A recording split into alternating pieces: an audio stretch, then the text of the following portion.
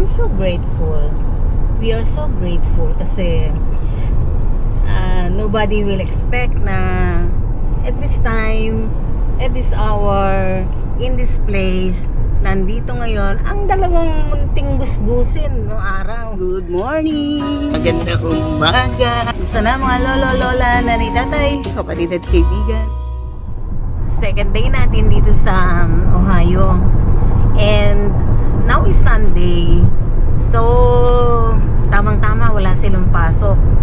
And in the coming days, kung saan pumunta ang Lola Miray, sasama kayo.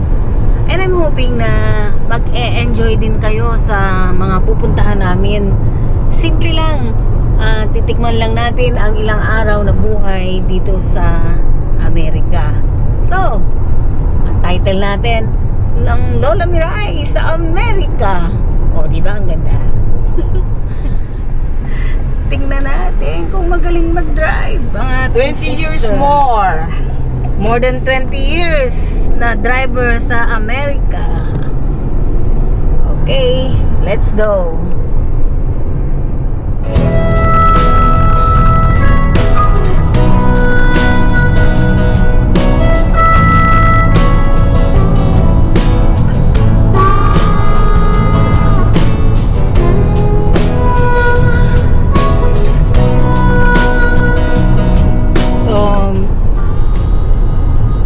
Grateful.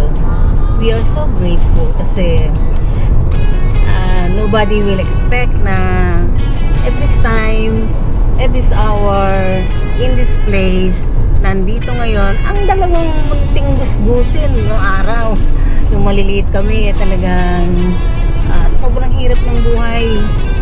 And marirealize mo na ang galing talaga ni Lord. Imagine mo, yung mga bata na kumakalamyuntian, mga bata na nakayapak, mga bata na nagtatampisaw sa tubig ng ulan. Ito isa nagda-drive. Ang galing, di ba? At ito naman yung Lola Miray, nakikisakay.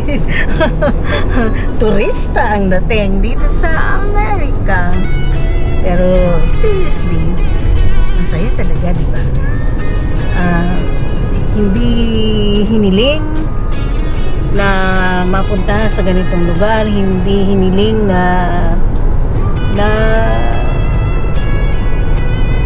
maraming bagay na hindi hiniling, pero ibinigay ni Lord.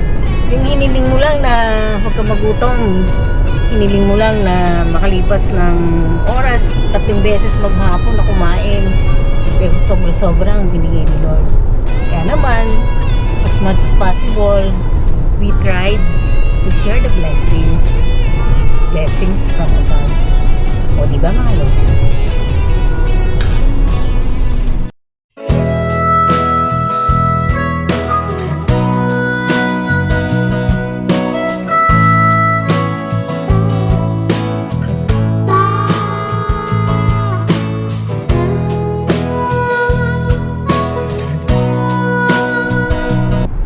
Sa ganitong mga pagkakataon, hindi may iwasan maalala natin yung ating ibang mga brothers and sisters sa Pilipinas. Pero sabi nga, bawat tao may kanya-kanyang lugar na nilalagay si Lord. At kung saang lugar tayo dinala niya, ibig sabihin, mas doon tayo pagiging masaya. Kung si Annalyn nandito sa kasama namin, baka malulungkot din siya kasi hindi niya kasama ang mga anak niya at ang kanyang husband. Hindi naman pwedeng lahat maisama, di ba? So kung si Emmy, dadalhin mo rin dito, sa mga oras na to, malulungkot din siya kasi malayo sa pamilya. So I believe na, as I said, kung saan ka ipinalaga ni Lord, ibig sabihin, yun yung mas maganda, yun yung mas dapat na mangyari sa bawat buhay ng bawat isa. So mga lola, I hope na kayo man in every situation na meron kayo ngayon, sana masaya din kayo kasi alam natin at isipin natin na yun talaga ang binigay ni Lord. mas magiging masaya tayo. Subukan lang natin tingnan ang mga positive sign, ang mga positive sides ng ating buhay. Mukha nga magaling mag-drive yung aking sister. Imagine mo, more than 20 years, 30 years here in America na nagda-drive siya. So, very smooth ang kanyang pagda-drive. Ewan ko lang kung pagka nakakita na. Safe driver daw, don't worry. Safe driver daw siya. Actually, mainit. Tumakas kami din sa pag-iihaw ng barbecue. Pipick upin namin yung inihaw na Gigi. Pritong isda. Pritong isda. Pampano yan. Pampano Saka na. Gigi.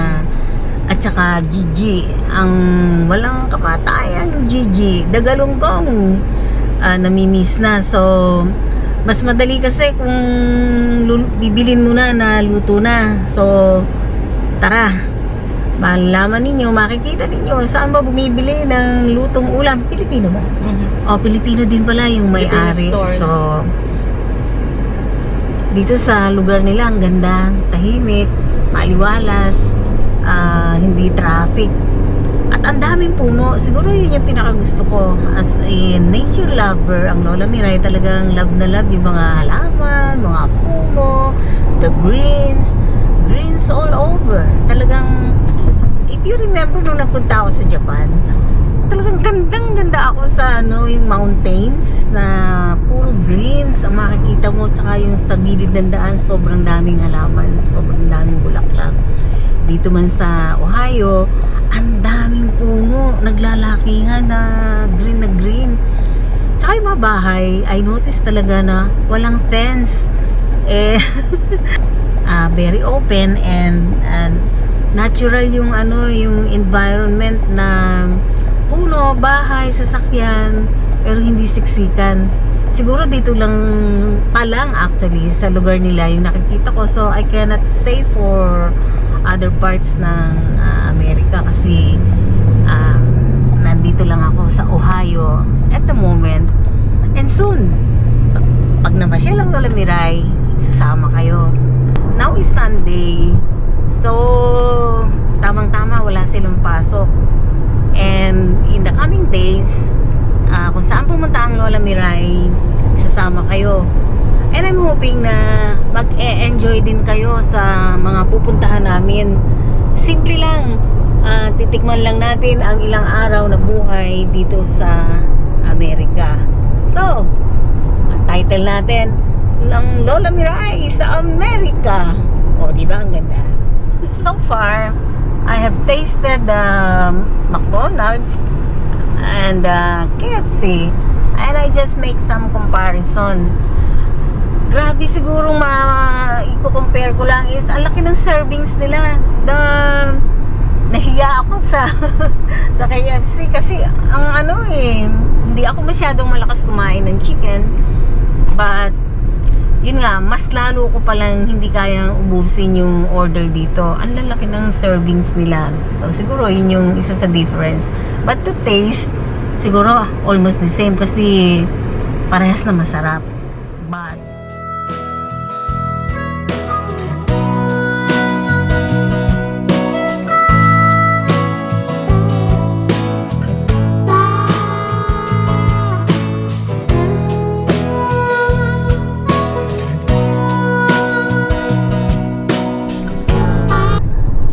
talagang matindi ang sikat ng araw. Napakaliwanag ko. Kita niyo ba yung mga ulap? Ganda, no? So, imagine mo na pag nakasakay ka ng aeroplano, mataas ka pa dyan sa mga ulap na yan. You're on the top of the clouds. So, ang magnificent talaga. God's creation is really magnificent. And nothing compares. Hindi mo kayang paliwanag, but you can really feel the presence of God. I'm talking for myself.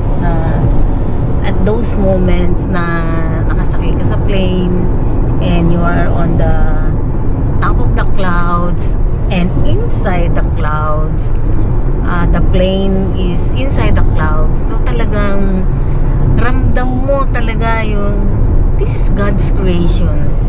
Hindi kayang i-replica o i-duplicate ng human beings yung ganong feelings. So I am really thankful and grateful sa ating Panginoon. Amen. Ang Lola Miray nag-i-emote-emote. Siguro kasi it's the first time na kaming dalawa lang ng aking sister ang naglalakbay. Normally, kasama ang lolo, kasama ang brother-in-law and the children. Pero this time kaming dalawa lang. So, I can't help but remember those days na nung maliit kami talaga ay taghirap, taggutom na lalong-lalo na pag umuulan. That's why maybe one of the reason why pag umuulan parehas kami nang nararamdaman, nalulungkot kami. Siguro kasi yung maraming times sa aming life na kaparty ng buhay namin ang ulan. And those times were the times na naghahanap kami ng pagkain. So, dito na raw kami. Naiwan ka ba? Hindi, sasama ako. Gusto ko makita sa loob. Sarado na sila. Sarado na? Sige. Pero alika sa bye-bye. loob, alika. Pauwi na kami. Nakuha na namin yung aming inihaw na isda. Prito. Ay, ito inihaw. No, prito. Prito? So, pritong isda. Sometimes, naiisip ng Lola Miray na sana buhay pa yung nanay. Sana natikman din niya na pumunta na Amerika. Sila ng tatay. Pero hindi nangyari. Hindi nga nangyari. So, ibig sabihin, hindi ginusto ni Lord. Pero marami tayong mga wishful thinking. Marami tayong iniisip na maraming sana. Sana ganyan, sana ganon. Pero at the end of the day, ang importante na pag inisip natin ang ating mga mahal sa buhay, masasabi natin na I did my best, I give my